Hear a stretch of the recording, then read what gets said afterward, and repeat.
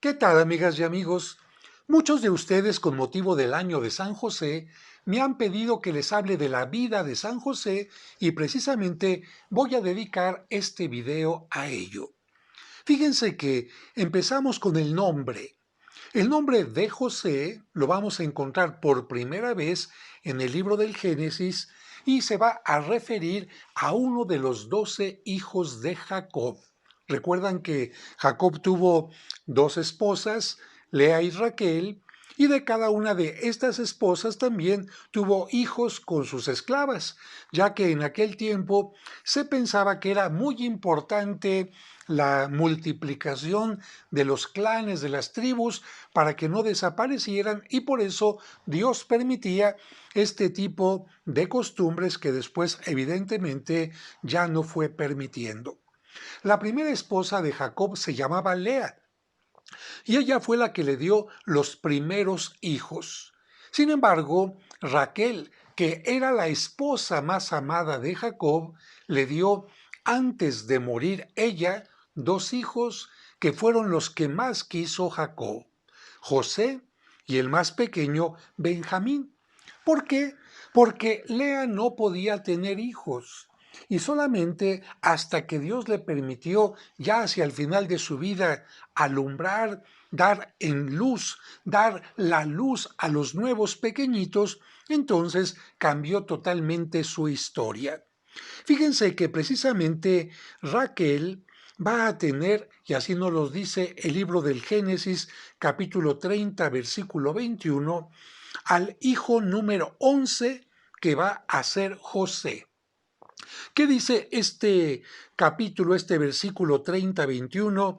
Dios me ha quitado la vergüenza de no tener hijos y me añadirá la oportunidad de tener otro. Precisamente la palabra José va a venir del verbo hebreo lejosif, que significa al mismo tiempo quitar o añadir, por lo que el verbo José significaría quitar o añadir. Un hombre muy raro, pero sin embargo, como el pueblo judío tenía la costumbre de ponerle a sus hijos nombres de los antepasados como Abraham, Jacob, Isaac, etc., en tiempo de Cristo, uno de los nombres también que mucho ponían los padres a sus hijos era José. Dicho de otra manera, era un hombre común, porque finalmente de José lo que nos interesa no es su nombre, sino su vida, su historia, su legado, su fe, y eso es precisamente lo más importante. Pasamos ahora a la parte de los antepasados de José. Hay una gran diferencia entre lo que nos dice el Evangelio de San Mateo y lo que nos dice el Evangelio de San Lucas. Tú recordarás que tanto el Evangelio de San Mateo como el de San Lucas nos van a hablar de la descendencia del rey David. Y van a ir hablando el padre de este y de este y de este y de este hasta llegar a José. El Evangelio de San Mateo nos dice que el papá de José se llamaba Jacob y el Evangelio de Lucas nos dice que el padre de José se llamaba Eli. Aquí hay una diferencia, pero no es tan importante porque finalmente de lo que se tratan estas descendencias o ascendencias, según las veas hacia abajo o hacia arriba, es de dónde procedía José. Y lo más importante es que él era descendiente del rey David. ¿Para qué? Para que precisamente por su descendencia surgiera Jesucristo, que tenía que ser de ascendencia real, descendiente del rey David. Y precisamente por eso a Jesucristo le gritaban en alguna ocasión: Jesús, hijo de David. Y alguien dirá: oiga, padre, ¿qué no era José el padre que fungió como padre terreno en la vida de Jesucristo? Sí, pero cuando alguien le gritaba a Jesucristo, hijo de David, estaba reconociendo que Jesucristo era de la ascendencia del rey David, que ya desde ahora te anticipo dónde había nacido el rey David. Era pastor, y los pastores tenían a su cargo las ovejas en una población muy conocida que se llamaba Belén. Así que si te pregunto a ti, ¿dónde crees que nació David? En Belén. Y si José era descendiente del rey David, ¿dónde crees que haya nacido? Precisamente en Belén.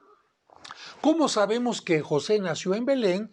Porque nos lo va a decir el Evangelio.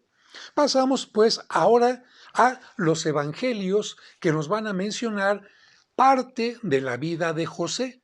Una parte muy limitada que vamos a decir, ha sido la más importante de la vida de José. Porque hay otras historias que no están en la Biblia, que vamos a llamar historias fantásticas o historias apócrifas que se encuentran en libros escritos en el siglo segundo, en el siglo cuarto o sexto y posteriormente.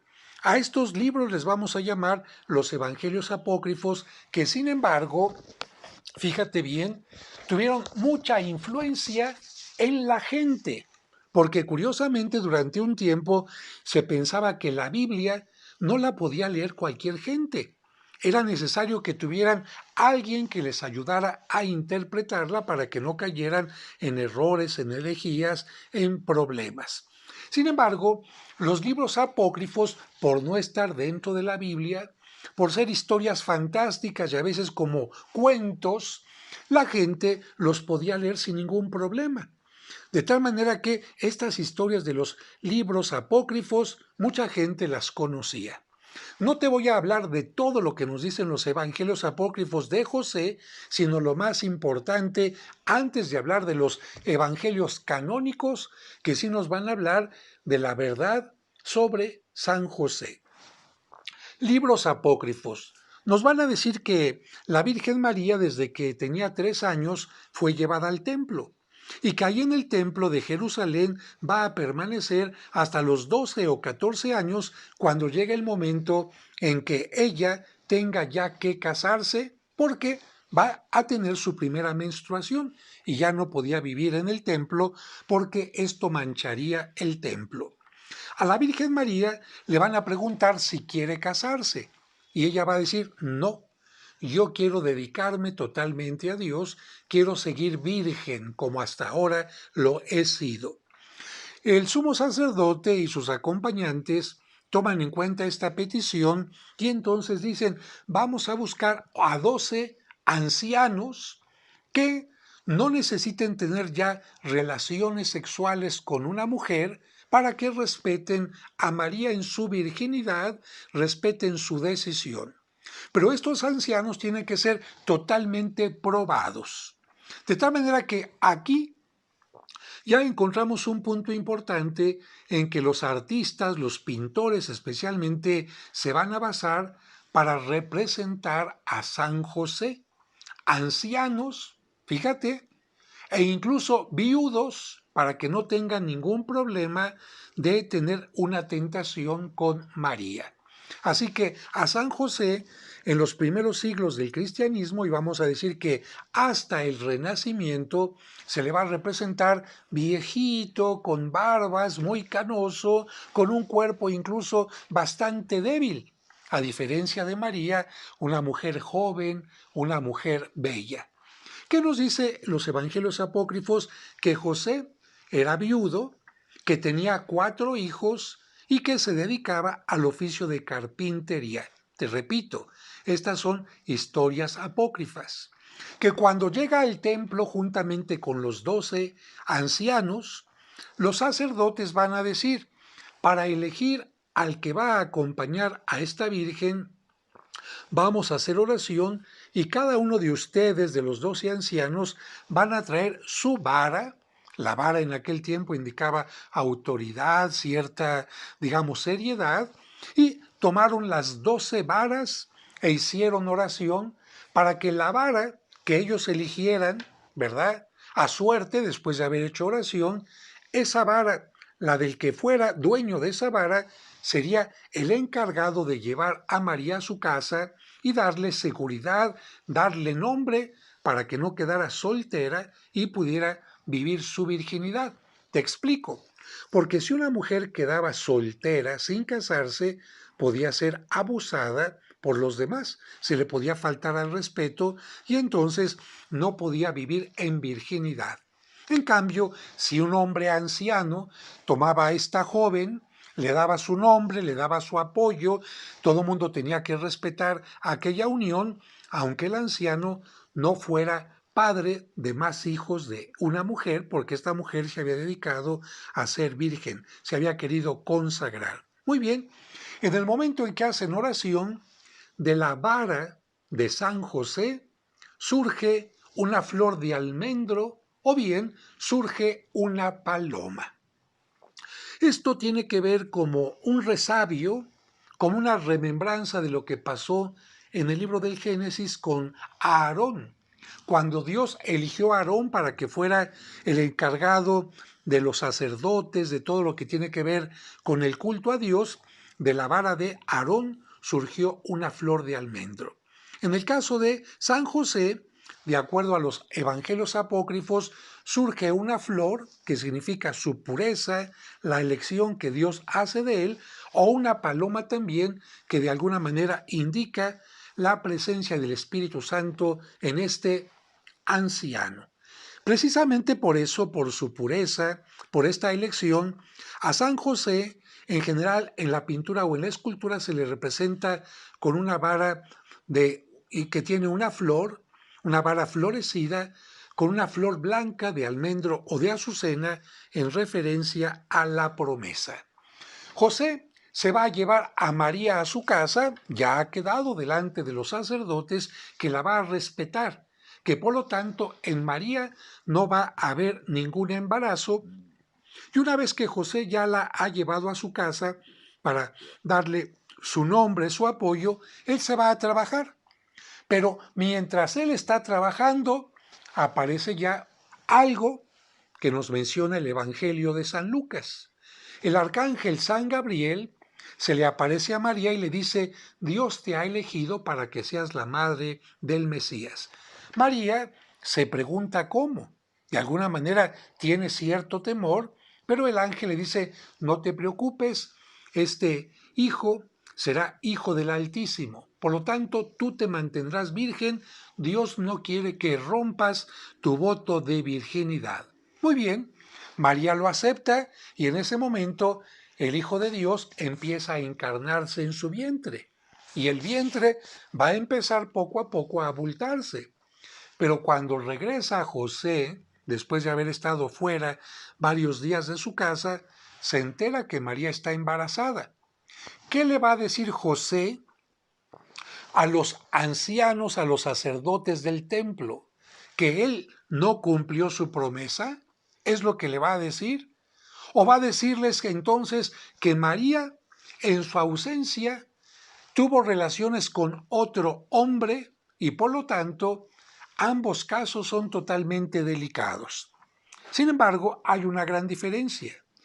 Si José dice que él fue el que, vamos a decir, faltó a la promesa, va a perder su prestigio ante los sacerdotes, ante el templo, de buen hombre, de buen honrado, de hombre honrado, y también va a perder el respeto ante la comunidad.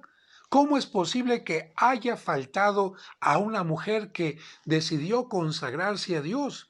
Además, le faltó el respeto a Dios por no haber respetado a esta virgen. Pero había una situación peor todavía.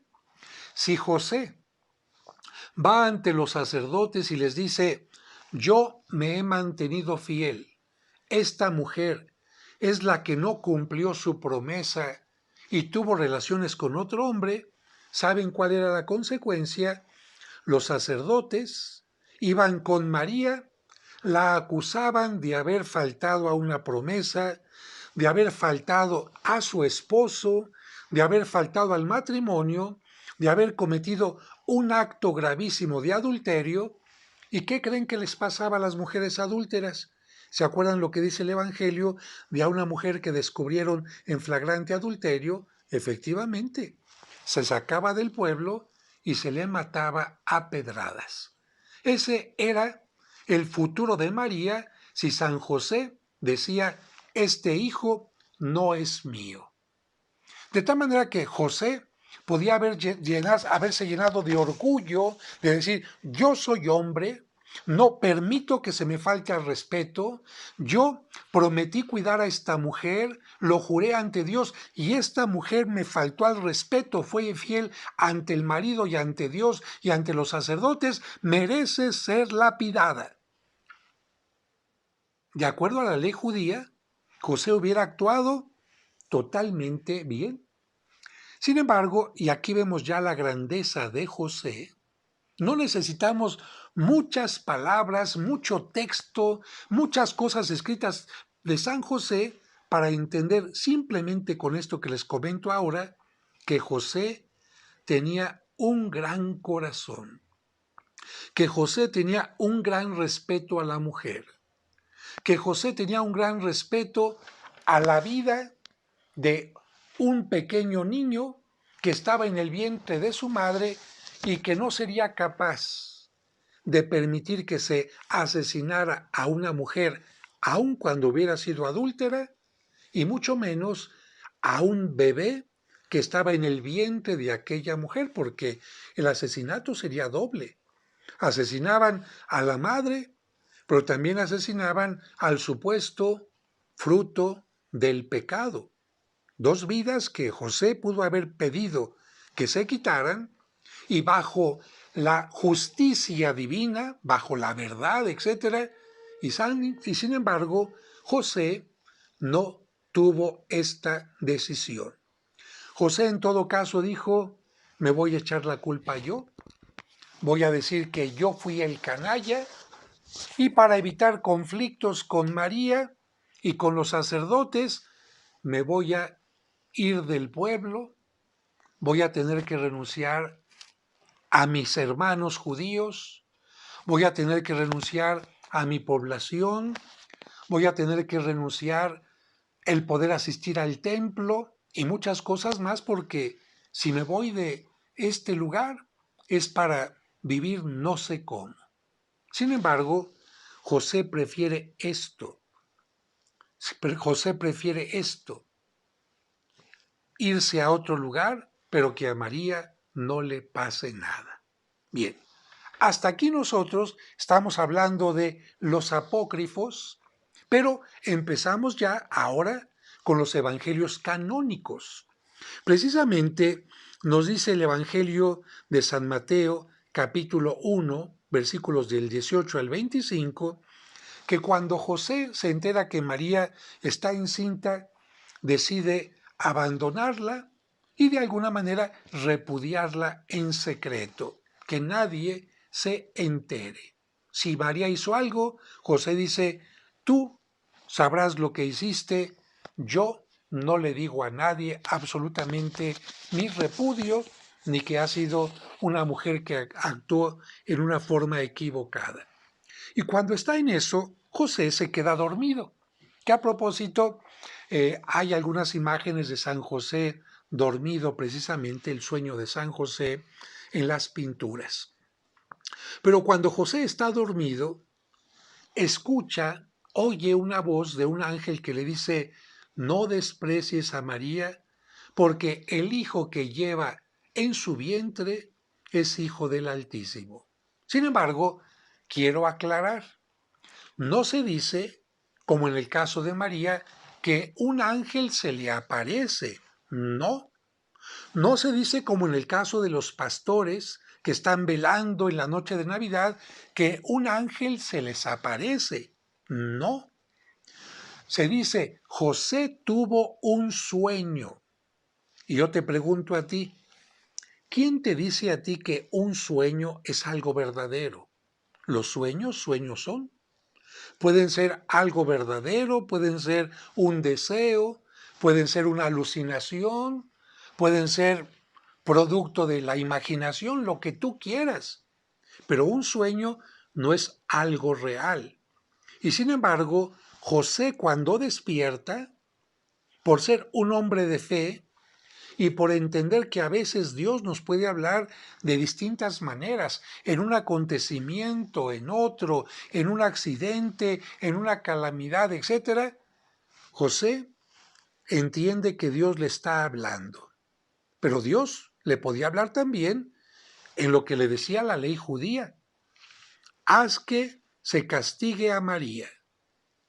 Y José, entre el castigo a María y entre el salvar a María, decide decir, este sueño fue para mí un mensaje de Dios. Este sueño para mí es la certeza de que María, conociéndola, no pudo haberme hecho. Este sueño es la certeza de que María lleva realmente en su seno a alguien que no es producto de una relación humana. Y con esto yo quiero recordar aquella frase que dice que para el que tiene fe, para el que ama, fíjate, una simple, una simple prueba, una simple sencilla, es suficiente para no dudar. En cambio, para el que no ama, miles de pruebas no son suficientes para tener una certeza.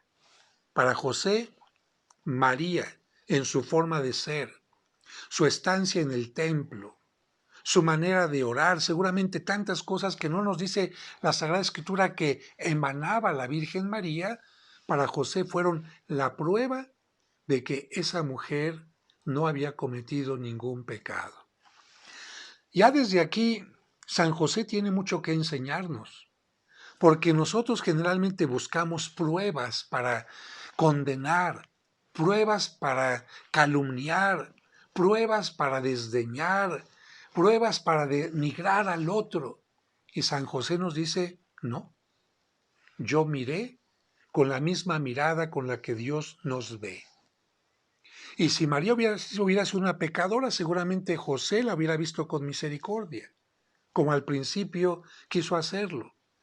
Pero más adelante, lleno de Dios, José vio a María como una mujer limpia y sin mancha.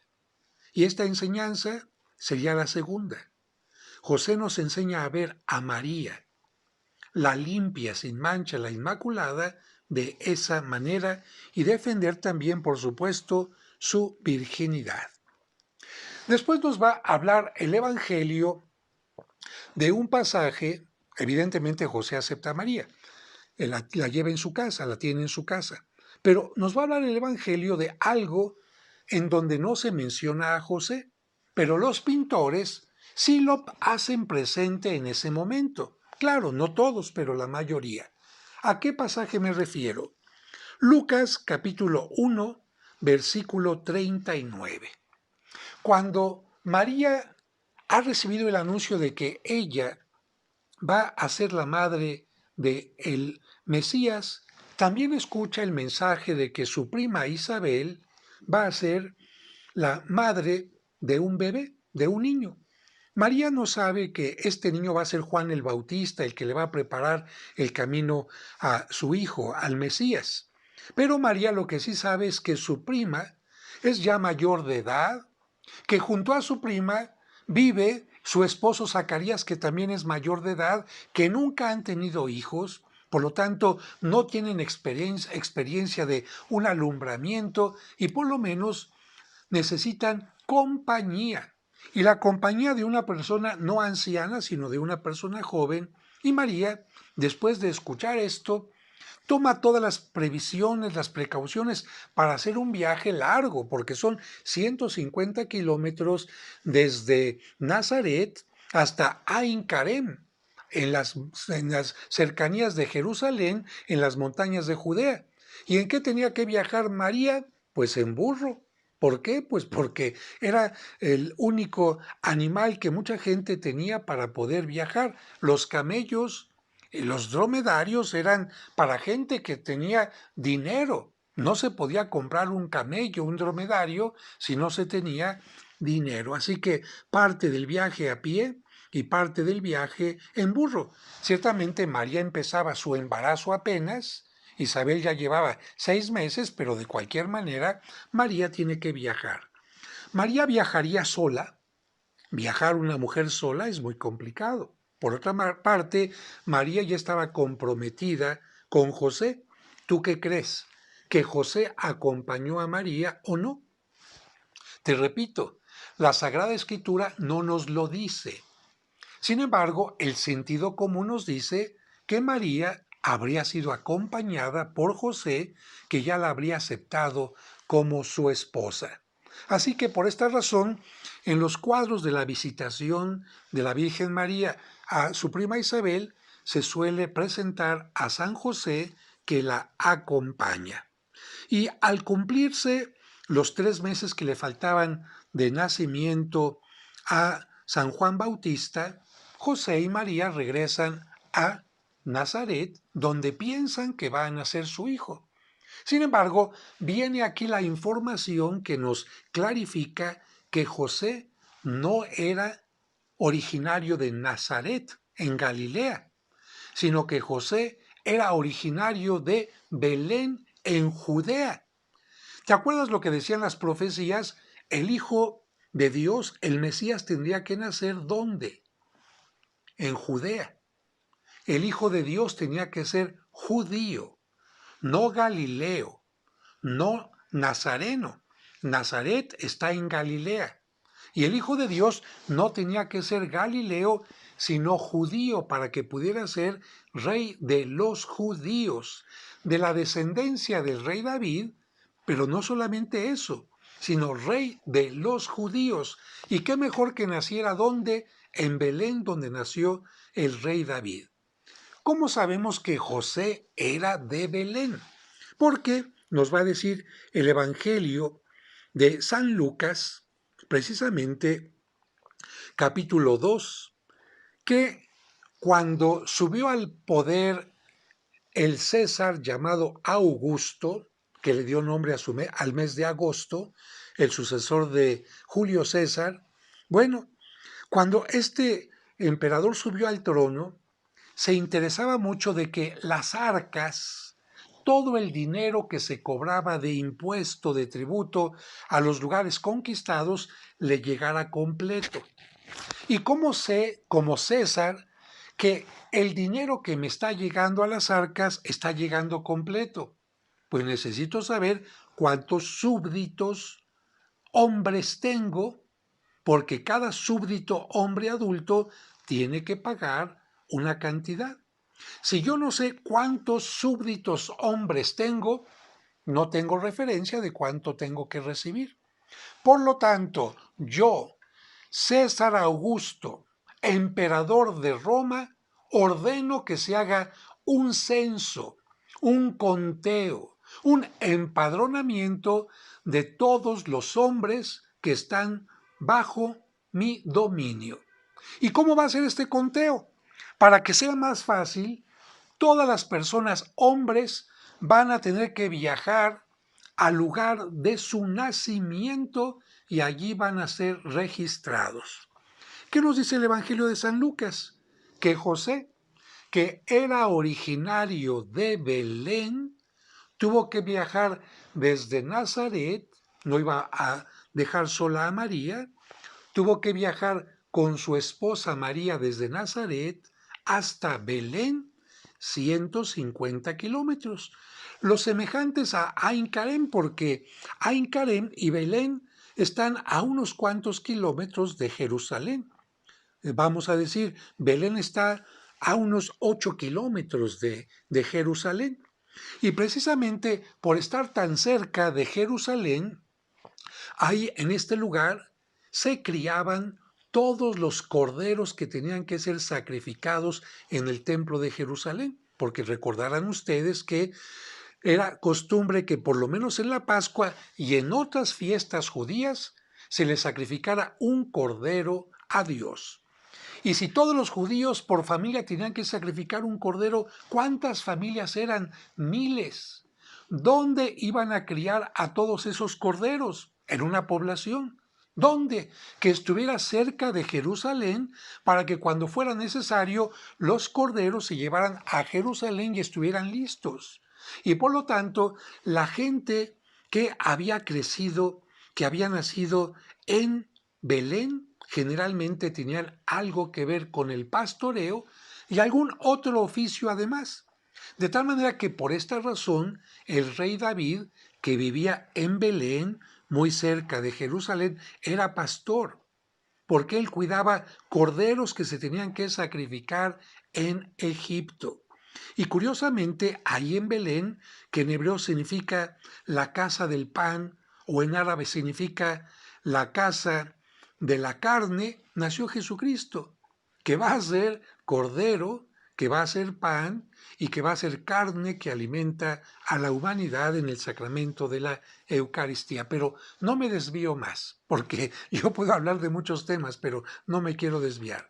José seguramente de pequeño habría criado también algún grupo de borreguitos, pero aprendió también el oficio de carpintero, no de hacer únicamente mesas, sillas, porque en aquel tiempo las mesas casi no se usaban, la gente comía en el suelo, recostada en divanes o cosas así, sino sobre todo carpintero que hacía estructuras para la ayuda de construcción de casas. Pues bien, José viaja a Belén, donde había nacido. Así que ya tenemos este dato concreto de que José era de Belén.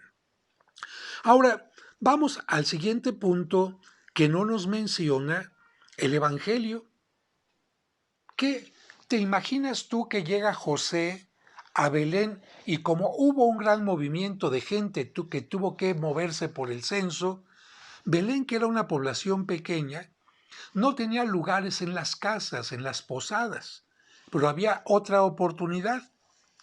Los pastores, muchos de ellos tenían su casa en una gruta, porque en la zona de Belén hay muchas grutas, es una zona montañosa donde hay muchas oquedades, y no pienses que pequeñitas, no, cuevas grandes donde podía caberse, si nosotros lo quisiéramos, una sala, comedor, 1 y 2 cuartos. Y muchos pastores lo que hacían, tenían su hogar en una gruta y en una gruta contigua metían al rebaño también para que no tuviera ningún problema. Nos dice la tradición, incluso la gruta de la Natividad es donde se construyó la iglesia de la Natividad en Belén, está construida sobre una gruta, porque la tradición nos dice que en una gruta nació el Hijo de Dios.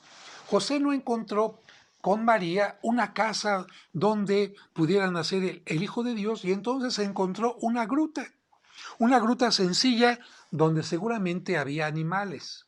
¿Por qué? Porque había un pesebre. ¿Qué es un pesebre? Como dicen los italianos, una mangiatoia, es un recipiente donde comen los animales. ¿Tú vas a tener un recipiente donde comen animales, donde no hay animales? Pues no. A Jesucristo lo recostaron en un pesebre, en un espacio donde se servía la comida para los animalitos y se supone que ahí había varios animales. ¿Qué habrá hecho José? No dice la Sagrada Escritura.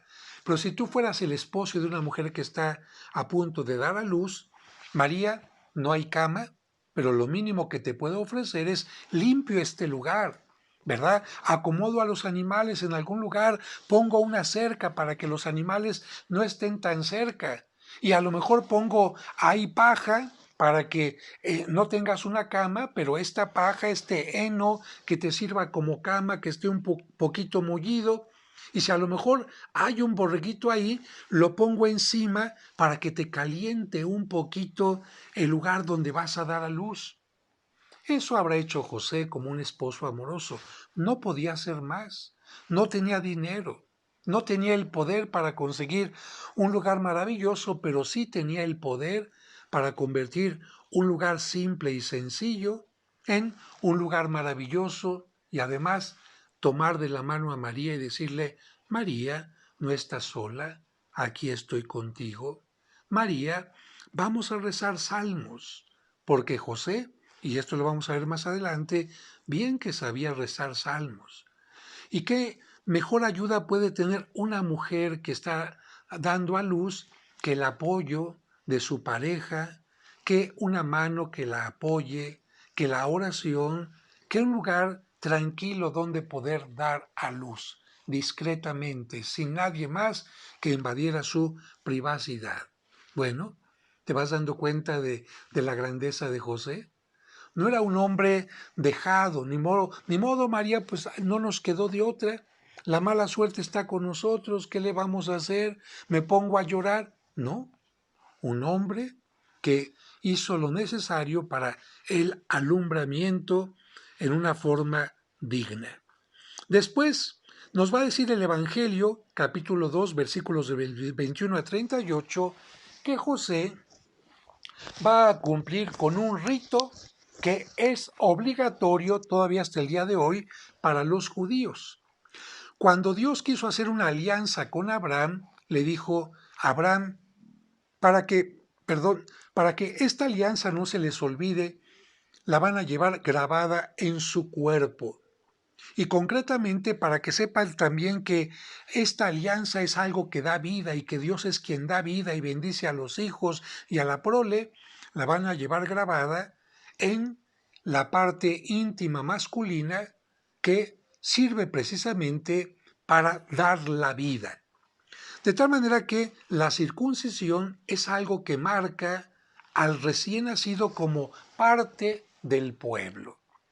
Y San José, no asiste la madre, San José va entonces a buscar al rabino de su tiempo para que el niño Jesús tenga la circuncisión a los 8 días, como lo dice la ley judía y como lo menciona el libro de San Lucas.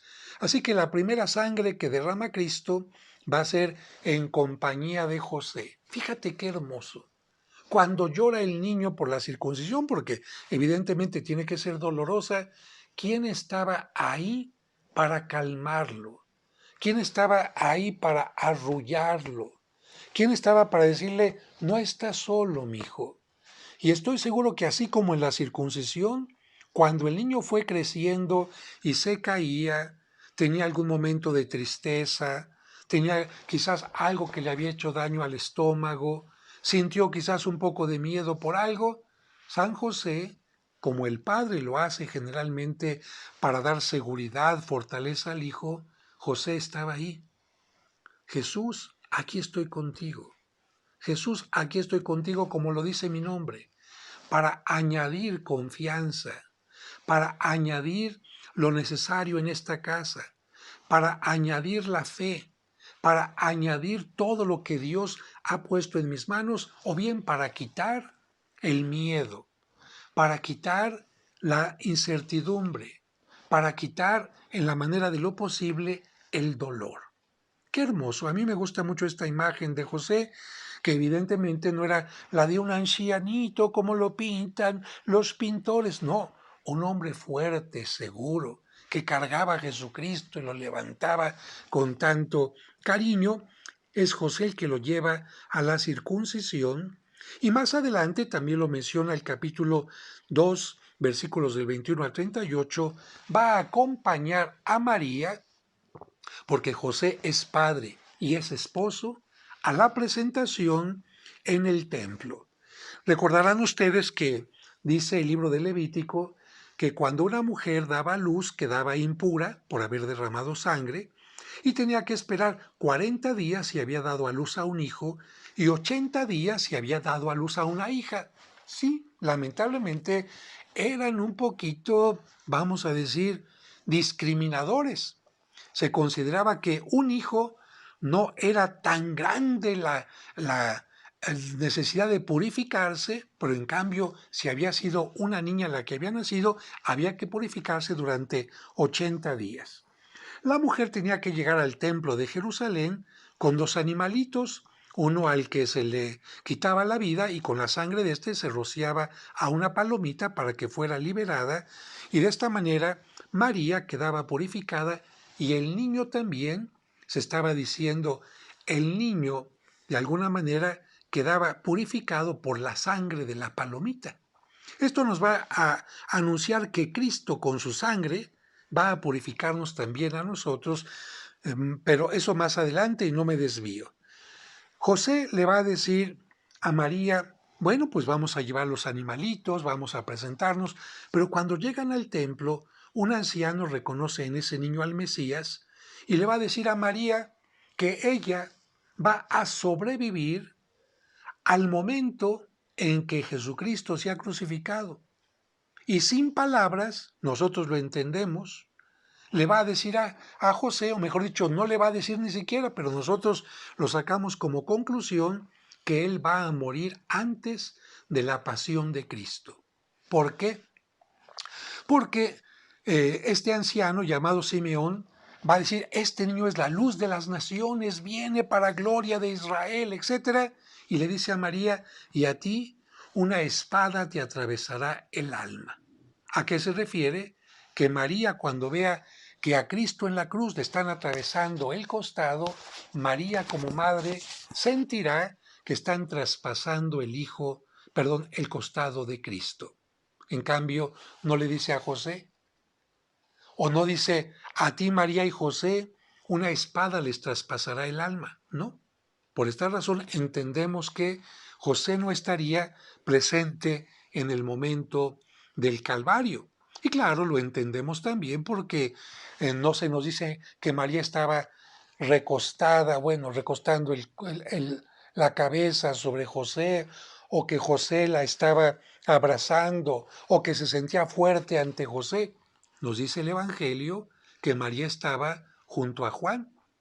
Y no le dice Cristo a José desde la cruz, Padre, te entrego a mi madre, o Padre, cuida a mi madre. No, como ya no está José, entonces Cristo tiene que entregar a su madre que se ha quedado viuda, porque no hay otros hermanos a José, digo, a Juan.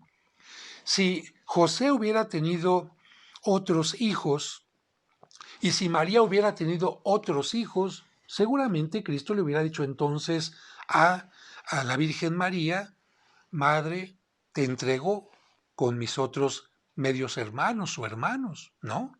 O le hubiera dicho también a José, te la entrego juntamente con tus hijos, pero no, se la entrega a Juan. Vamos a la siguiente parte, capítulo 2 de San Mateo, versículo del 1 al 12. La llegada de los magos. Cuando llegan los magos a adorar al niño y le entregan los dones de oro, incienso y mirra, se nos dice que los padres simplemente se quedan admirados. Pero viene la parte de continuación. Una vez que los magos han dado sus dones, como no regresaron con Herodes para decirle dónde estaba el niño y así Herodes pudiera llegar a matarlo, los magos entendieron que esa era la intención de Herodes y además un ángel les dijo en sueños, no vayan con Herodes. Y los magos, al igual que José, le hicieron caso a ese sueño y se dieron cuenta que no era conveniente regresar con Herodes, fueron por otro camino y entonces Herodes dijo, con que no me dijeron dónde, ya me habían dicho que en la región de Belén, no exactamente el lugar, pero basta con que mande a mis ejércitos y acaben con todos los niños de esa región y con eso me deshago del niño. Que maten a los niños de 3 años para abajo y de esta manera no me equivoco. José recibe el anuncio nuevamente. Un ángel le dice, toma a su madre y al hijo y huye.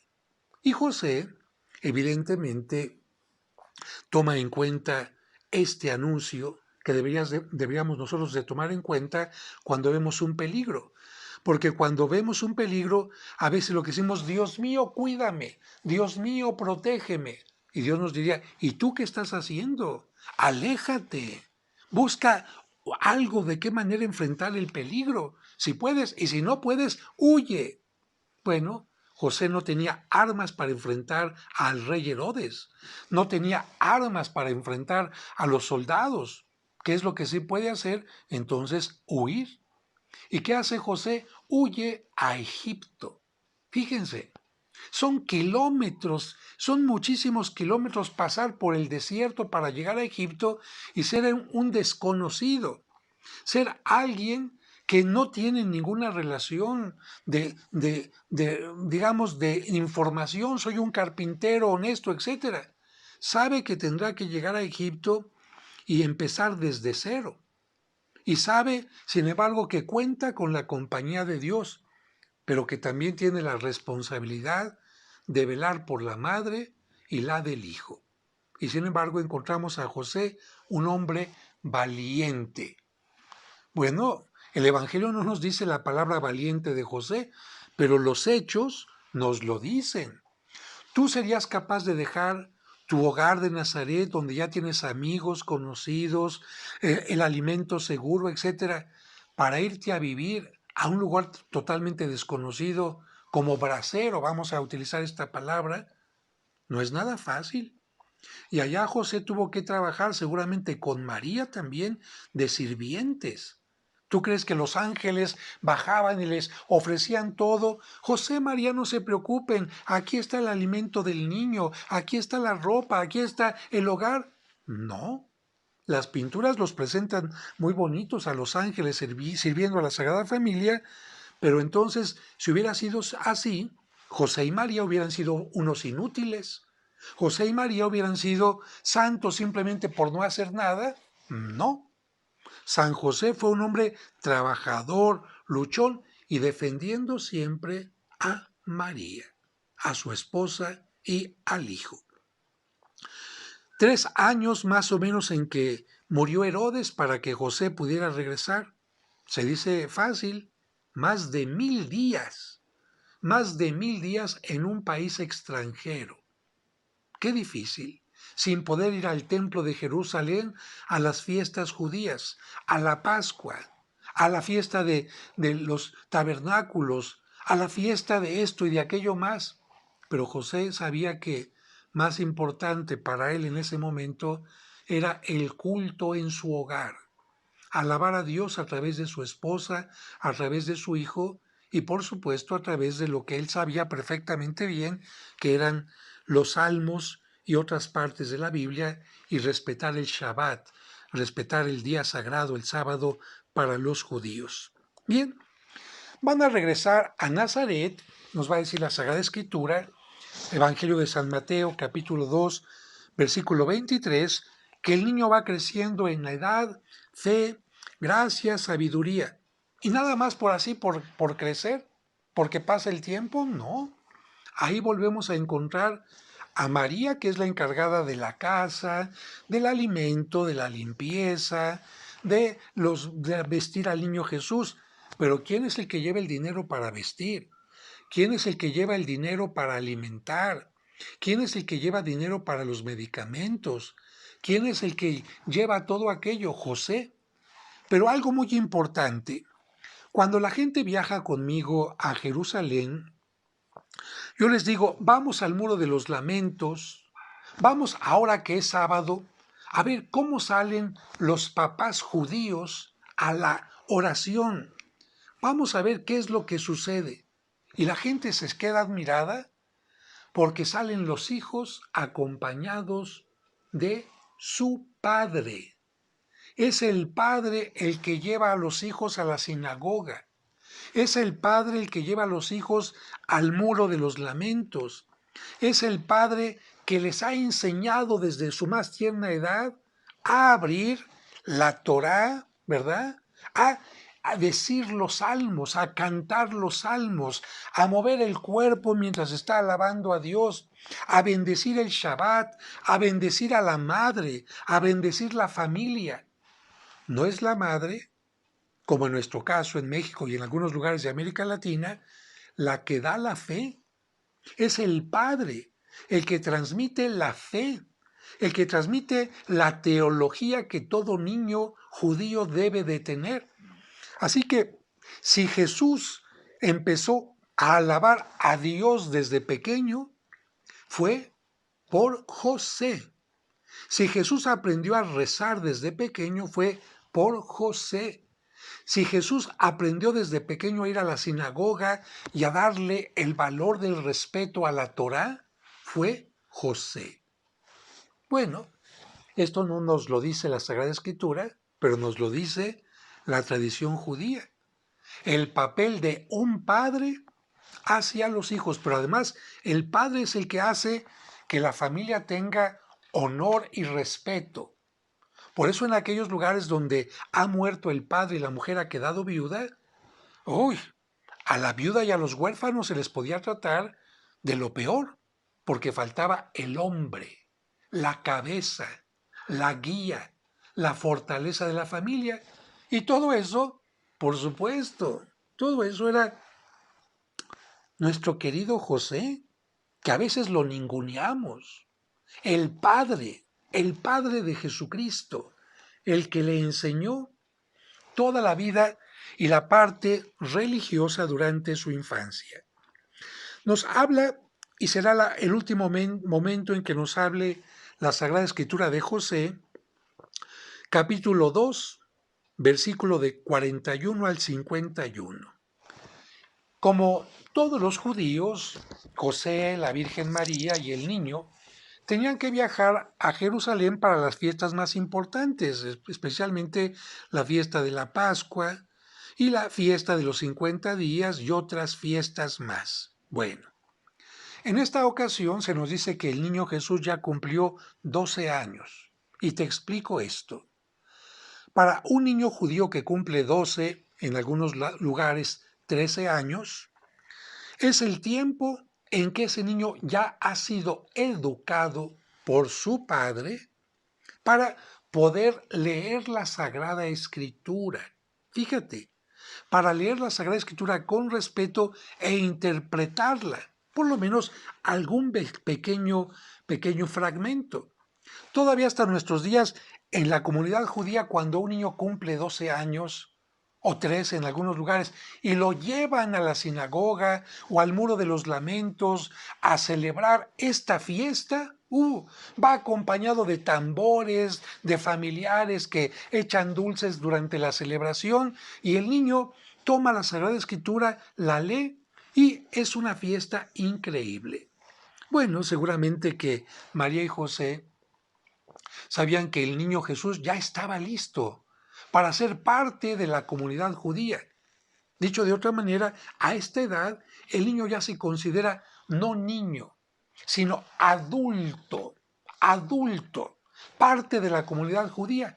Precisamente por eso, como todos los niños pequeños iban con la mamá, o los niños pequeños iban con el papá, por cuestiones prácticas, por ejemplo, para ir al baño o algo así. Entonces, los que ya no eran, fíjate bien, los que ya no eran niños pequeños, ya no iban con la mamá o con el papá, ya podían ellos viajar con uno o con otro, pero sobre todo también podían viajar con un grupo de adolescentes ya un poco separados. Bien, cuando José y María regresan de Jerusalén a su tierra de Nazaret, María piensa que el niño Jesús va en la caravana con su papá. O el papá piensa que el niño Jesús viene en la caravana con su mamá. O bien, los dos piensan que el niño viene con los grupos de personas que se encargaban de los niños que ya no eran tan pequeños, los adolescentes. Es decir, era lo más normal. Sucedía cada vez que un grupo de una población iba de peregrinación a Jerusalén. Era la organización. Así como cuando hay peregrinaciones a la Basílica de Guadalupe y tienen sus propias estrategias. Bueno, por eso es que hasta después de varios días de caminar, se encuentran María y José, que vienen uno con los hombres, otra con las mujeres, se encuentran en un momento, dicen, caray, ¿cómo te ha ido? Pues muy bien. ¿Y el niño? ¿Que no viene contigo? No. ¿No viene contigo? No. Vamos a ver con el grupo de niños. No. Y es cuando regresan a Jerusalén y lo buscan por todas partes. El Evangelio dice, algunos, Jesús extraviado. No, Jesús nunca se perdió. Jesús sabía perfectamente bien dónde estaba. María y José no pensaban que estaba ahí. María y José pensaron, ¿dónde va un niño normalmente? ¿Dónde se pudo haber quedado? Bueno, evidentemente que piensan, en un lugar donde venden cosas, porque los niños son muy curiosos. ¿Dónde? En un lugar donde había agua, porque a los niños les gusta mucho el agua. ¿Dónde? Pues en algún lugar donde estaban tocando música, algo. Lo van buscando por todas partes hasta que seguramente dicen, encomendamos a Dios nuestra búsqueda, van al templo y ahí lo encuentran. ¿Y cómo lo encuentran? Precisamente haciendo lo que un niño de su edad tenía que estar haciendo. leyendo e interpretando la Sagrada Escritura, o bien escuchando a los doctores, es decir, los maestros de la ley, los maestros de la Sagrada Escritura, escuchándolos y haciendo sus comentarios. Lo que indica que Jesús a los 12 años empieza a tener conciencia poco a poco de que Él es el Hijo de Dios. Antes no tenía esa conciencia. Como era Dios, pero también era hombre, la conciencia de Cristo se va desarrollando poco a poco como nosotros. ¿O tú sabías realmente cuando eras niño quién eras, qué es lo que ibas a hacer, cuáles eran tus inquietudes, tus valores, tu meta en la vida? No.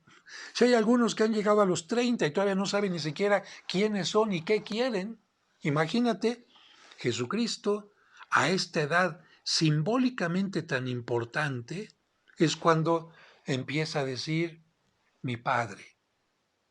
Y cuando este niño empieza a decir, sí, tengo una autoridad a quien tengo que obedecer, que es José, a quien he estado sujeto durante todo este tiempo, pero voy entendiendo que no por faltarle el respeto a José, no por hacerlo a un lado, no porque no sea importante, sino porque hay una prioridad mucho mayor que se llama Dios, amar a Dios por encima de todas las cosas, entonces ¿no sabían que debo de estar en las cosas de mi Padre? Ahí Jesucristo va a ir poco a poquito teniendo más claridad. José y María se quedan admirados de lo que Jesucristo empieza a decir, porque José sabe que aunque ha recibido educación, él, Jesucristo, ya está en un nivel totalmente distinto. Regresan a Nazaret, nos termina diciendo el Evangelio, ahí crecía bajo la autoridad de sus padres. Qué importante, Jesús respetando a sus padres, Jesús respetando a María y a José. ¿Y por qué permitimos que gente no creyente o creyente a medias no respete a María? O bien no respete a José. Si Jesucristo los respetó, ¿por qué nosotros no vamos a respetar a quienes fueron sus padres en esta tierra? María, su madre es real, y José, su padre, como se dice en una forma teológica o en una forma de vocabulario particular, el que no fue su padre terreno, pero sí hizo de padre en la tierra, el padre que lo alimentó, etcétera, su padre putativo. ¿Por qué vamos a permitir que la gente no los respete si Jesucristo los respetó? Con esto terminaría la parte del Evangelio y estamos llegando al final.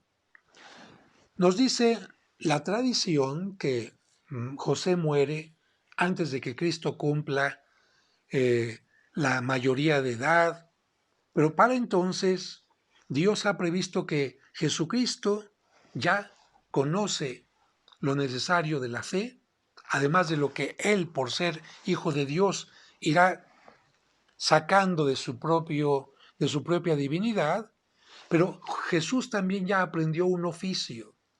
Muere el Padre, el que da el alimento, pero ya ha dejado la forma en que el Hijo no solamente se alimente, sino que alimente también a su madre. Otro ejemplo importante para aquellos papás que piensan que hay que darles todo y siempre a los hijos, lo que quiera el hijo, lo que quiera, lo que quiera. No, José le enseñó a Cristo que el trabajo es algo que santifica y que el trabajo es un servicio y que el trabajo es algo que honra a la familia. Y entonces ya nos imaginamos a José así como lo enseñaba. A ver, vamos a repetir el Salmo. Esto, el Señor es mi pastor, nada me falta. A ver, Jesús, toma esta herramienta, tómala, siéntela, golpea esta pieza, haz esto, aquello más. Y el niño, aprendiendo a manejar las piezas, convirtiéndose también en un diestro como su padre. Fíjate, el Evangelio apócrifo, los evangelios apócrifos nos dicen que José no era sabio ni hábil, a tal grado que incluso en alguna ocasión, lleno de cierta impotencia y de cierto enojo, le jala la oreja a Jesucristo y Jesucristo casi lo maldice y se le pone al tú por tú. No, el Evangelio real nunca nos dice eso. El Evangelio apócrifo nos dice que José era mal hecho, no hacía bien su trabajo y que en una ocasión que le pidieron un trabajo muy importante, como lo dice el Evangelio árabe de la infancia de Jesucristo o de José el carpintero, que Jesucristo tiene que llegar y tocar las tablas para que todas aquellas tablas mal hechas se pongan bien. Qué falta de respeto a José de este Evangelio apócrifo. ¿Tú crees que que Dios iba a elegir a un hombre mal hecho, a un hombre que hacía mal su oficio de carpintero, como padre de su hijo? No, por supuesto. Aquí lo primero que todo mundo diría, a ver, ¿cómo es esta persona en su oficio? Y sabré si es bueno en su casa. Si esta persona es responsable, cumplida, puntual en su oficio, lo más seguro es que sea una persona decente, honrada, en la cual pueda yo creer. Así que tuvo Jesucristo al mejor maestro para el oficio, pero cuando llegó ya el momento en que Jesús podía hacer todo, muere José. ¿Cómo murió? No sabemos. ¿De qué murió? No sabemos. ¿Qué edad tenía? No nos interesa, no nos importa. Como pueden ver, estamos viendo lo más importante de la vida de José. No detallitos de cuánto medía, de qué color eran sus ojos, cuánto pesaba, qué comían. No, eso no es importante para admirar a una persona. Yo no admiro a una persona por su peso, por sus ojos, por lo que come, por cómo se viste, sino por su obra, por su obra. Y si Dios lo eligió, bueno, yo no sé por qué no se le ha dicho, pero si el arcángel Gabriel le dijo a María, Dios te eligió porque eres la bendita entre las mujeres, y Isabel le dijo, eres llena de gracia, yo no sé por qué a José no se le ha dicho, si Dios te eligió, eres bendito entre los hombres y eres lleno de gracia también. Creo que estas palabras tendrían que equipararse porque tanto un padre como una madre son importantes. La madre es maravillosa, pero no es la única en la educación de un hijo. El padre es sumamente importante, especialmente en la educación de un hijo varón. Si José simplemente hubiera sido un adorno, Dios podía haber dicho que María sea una madre soltera. De cualquier manera, no necesitamos de José para que María quede embarazada. Entonces, la voluntad de Dios es que María sea una mujer soltera, una madre soltera, y tiene tantos talentos, tantas virtudes, que puede educar ella al hijo sola. Fíjate, yo no hago a un lado la fuerza, la valentía, eh, todo esto que hacen las mujeres solteras, las madres solteras para educar a un hijo. No lo desprecio. Sin embargo, si Dios quiso que en la familia hubiera un hombre y una mujer, es porque el niño necesita también una parte paterna para quedar integrado de la mejor manera. Y no estoy diciendo que los niños que fueron educados únicamente por su mamá estén mal. Lo que yo digo es, si están bien, imagínense cómo estarían si hubieran tenido también una parte paterna ejemplar. Creo que queda claro esto, ¿no? Así que, bendito entre los hombres, lleno de gracia, San José. Y concluyo diciendo, ahora sí, ¿la Biblia habla poco de San José? Yo digo, a ver, acepta a María bajo esas circunstancias. Es el encargado de la educación religiosa.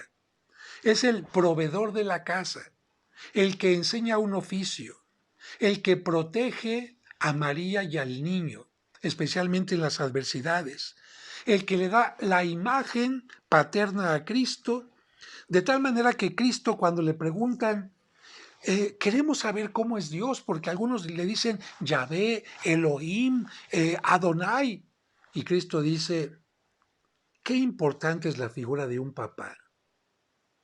¿Saben lo que hace un papá? No solamente da la vida, no solamente guía, acompaña, protege, sana, enseña un oficio, etcétera, etcétera. Bueno, si pudiéramos comparar a Dios con algo, con alguien, Dios es un padre. De tal manera que Jesucristo habrá pensado, cuando ustedes se dirijan a Dios y digan la palabra Padre, automáticamente va a llegar a su mente, como llega a mi mente, la palabra de mi padre José. Qué homenaje de Cristo para San José.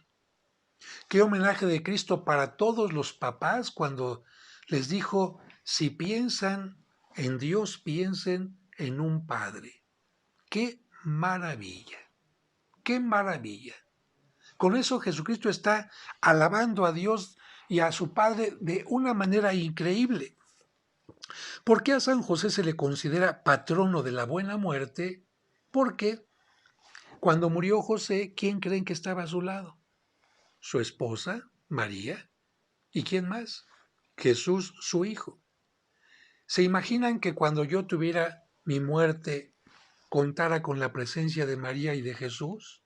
Yo diría, bendito sea Dios, qué consuelo, qué alegría, qué providencia, qué intercesores tengo.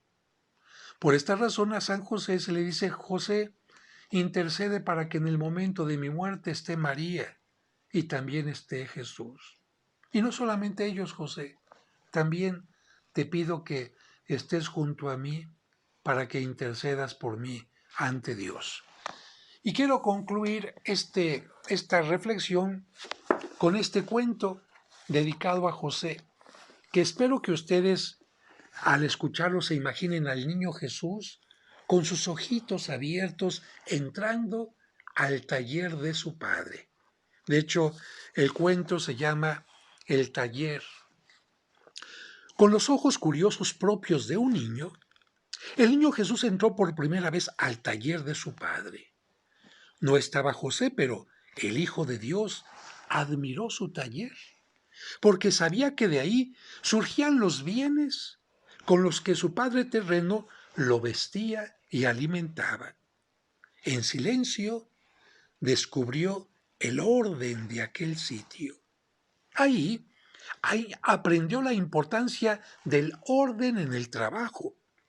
Observó cada una de las herramientas y sus características, concluyendo que ninguna era igual.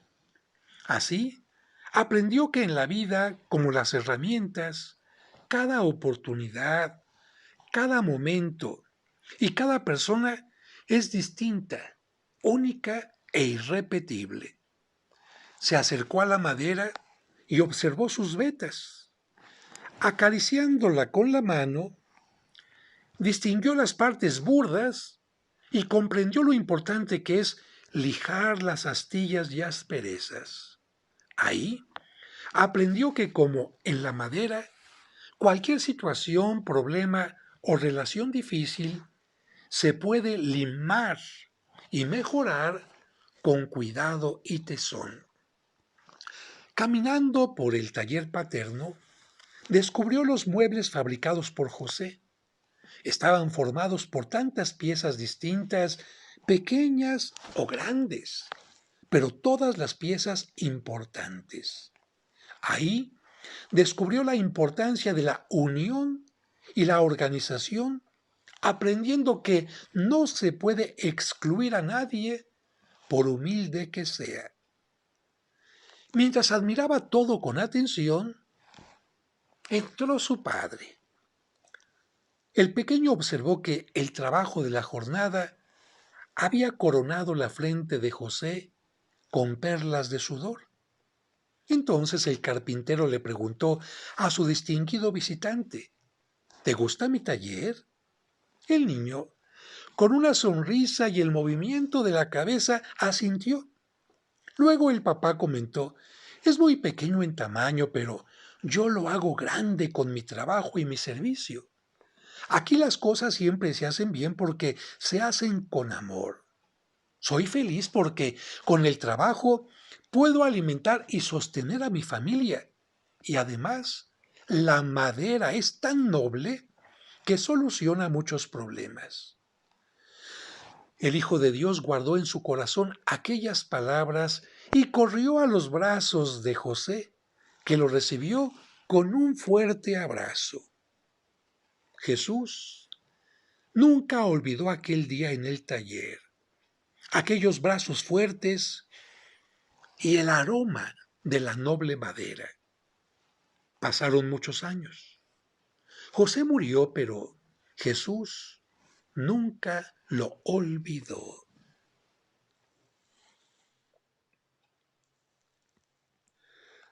En el momento en que fue condenado a muerte y recibió la pesada cruz que llevaría al Calvario, Jesús recordó el taller de Nazaret y las palabras de su padre terreno. La madera es tan noble que soluciona muchos problemas. Así cargó la cruz de madera con entusiasmo, pensando en que su pasión y aquella pesada madera traerían el perdón al mundo y solucionarían muchos problemas. Mientras lo crucificaban, observó las herramientas que utilizaba su padre para ensamblar las piezas.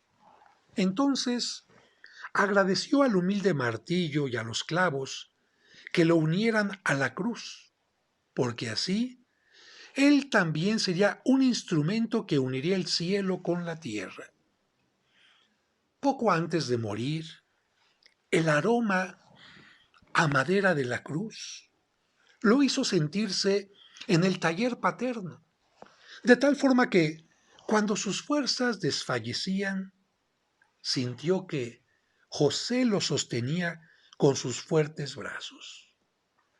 Jesús comprendió que con su trabajo por la salvación, había convertido el mundo en un taller con el que alimentaba y sostenía a la humanidad, y por el esfuerzo en realizarlo, llevaba en su frente las perlas de sudor que había visto una vez en su Padre.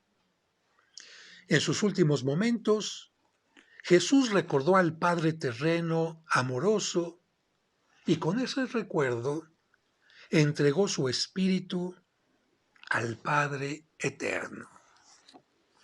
Yo creo que todos nosotros, cuando llegue el momento final de nuestra vida, tendremos que pensar en nuestro Padre y nuestra Madre, de quien recibimos la vida y que nos acompañaron, y pensando que nos vamos a unir con ellos. Por eso este cuento lo hice con mucho cariño de verdad, en honor a los padres, pero especialmente a San José. De tal manera que es uno de los cuentos favoritos de mi libro, Cuentos para entender el Evangelio. Y quiero concluir diciendo que si alguno de ustedes piensa todavía que el Evangelio habla poco de José, entonces no ha entendido nada. Porque si yo lo que les dije es mucho, todavía hay muchísimo más que decir, que nos falta de verdad sabiduría, corazón, elocuencia, agradecimiento. Una imagen de San José, a la que yo quiero tanto, aunque sea pequeñita, indica lo grande que es José y que tiene que ser grande también en tu corazón. Lamentablemente, durante mucho tiempo, ni siquiera en la misa se mencionaba su nombre. Apenas recientemente, antes solamente a la Virgen María. ¿Y José dónde está? Y por eso los más recientes papas han dicho: devolvamos a José y al padre de familia la importancia que tiene. Yo espero que este año San José recupere la imagen que ha perdido, el cariño que ha perdido de tanta gente, y que tú también le digas: San José, ruega por mí. Si les gustó este video, pónganle me gustó, compártanlo con sus seres queridos para que haya más gente que ame a San José. Y bueno, Si quieren suscribirse a mi canal, bienvenidos para seguir hablando de otros temas. Que Dios les bendiga.